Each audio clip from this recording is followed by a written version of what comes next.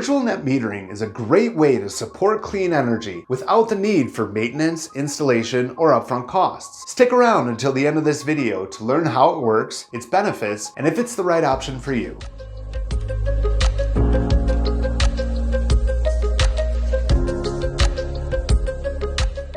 Welcome back, everyone. I'm Eric, and this is Going Solar with Pivot Energy, where we cover all things solar energy, commercial solar, solar financial incentives, and community solar. To understand how virtual net metering works, it's important to first know how regular net metering works. So let's quickly review that. So what is net metering? Simply put, it's a solar policy that creates a billing mechanism for solar project owners to receive credit on their utility bill in exchange for the excess electricity that their solar system produces. At any moment during the day, when a solar array produces more energy than your building uses, that excess energy feeds into the local utility grid. The electricity meter on your facility keeps track of how much energy is consumed on site versus how much goes to the grid. At the end of the billing period, if you produce more solar energy than the total energy your building consumes, you receive a credit on your bill to offset future consumption. Net metering is a helpful policy for companies striving to reduce operating costs, because many net metering policies provide the full retail value for the excess solar energy. It's possible that the consumption-based charges on your utility bill could be $0 if your on-site system produces equal to or more energy than your facility consumes. One other thing to note is that at the time of this video, net metering is not offered in every state, and in some states, it's up to the individual utility to decide